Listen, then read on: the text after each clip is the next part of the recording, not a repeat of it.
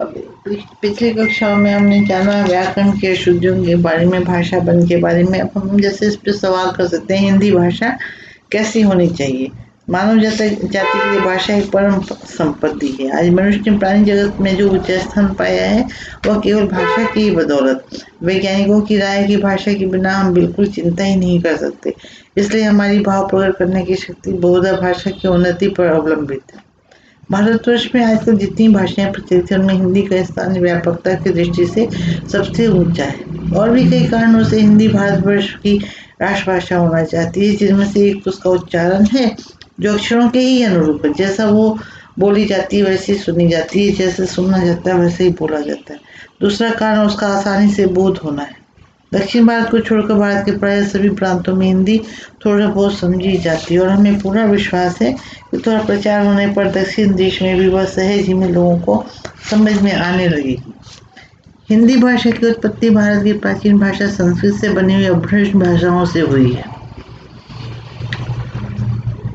इसलिए इसमें संस्कृत के बहुत तेरे शब्द पाए जाते हैं, कहीं अपने पुराने रूप में तत्सम और कहीं कुछ बदले हुए तद्भव भी है ना। शेष शब्दों में कुछ विदेशी हैं जो अरबी, फारसी, अंग्रेजी आदि भाषाओं से लिए गए और बाकी देशज शब्द है। हिंदी शब्द सबसे मिली हुई तत्सम भाषा है। इसमें शब्द है तद्भव है, अरबी है, फारसी है, देशज शब्द भी हैं। हिंदी भाषा के इस गठन को देखने से मालूम हो जाता है कि शब्द का एक बहुत बड़ा हिस्सा या तो तत्सम होगा या तद्भव। भारतवर्ष में विदेशी राजाओं के वास करने के कारण और विजित राज्य में विजेताओं के रहन सहन के अनुकरण होने के कारण देशी भाषाओं में बहुत से विदेशी शब्दों का व्यवहार शुरू हो गया था। इनमें से कुछ शब्द तो आवश्यक थे, लेकिन देश में पहले पहले लाए हुए थे। नए नए भावों के लिए देशी भाषाओं में वो शब्द थे ही नहीं, इसलिए बाकी शब्द अनावश्यक शोभा के लिए कभी कुछ कहीं से कभी कहीं से आने लगी और विदेशी शब्द भी इसमें इस तरह जारी हो गए और वो बोलते बोलते इतने घिस गए कि वो हिंदी भाषा के शब्द लगने लगे। अभी भी मतलब ऐसे हिंदी में या वैसे विदेशी रिक्शा है, जैसे रेल है, ऐसे कैसे विदेशी भाषाएं, विदेशी शब्द हैं जो स्त्री और बच्चे तक बोलते हैं। बस ऐसा नहीं कि सिर्फ शिक्षित जनता की बोलचाल और लेख में आते हैं।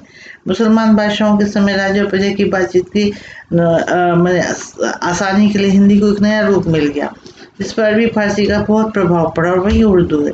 तो शुरू में उर्दू हिंदी का अरबी फारसी लिपास पहने हुए रूपांतर मात्र थी। धीरे धीरे उसमें साहित्य की सृष्टि होने लगी और काल की गति से उसमें विदेशी शब्दों का अधिकाधिक उपयोग आरंभ हुआ।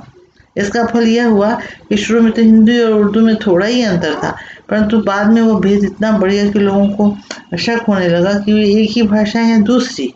इधर हिंदी में भी संस्कृत शब्दों की संख्या धीरे धीरे बढ़ने लगी और नौबत यहाँ तक पहुंची कि पंडिताओं भाषा एकदम लोगों को लगने लगी कि भाई पंडितों की भाषा, इतना संस्कृत शब्द है इसमें।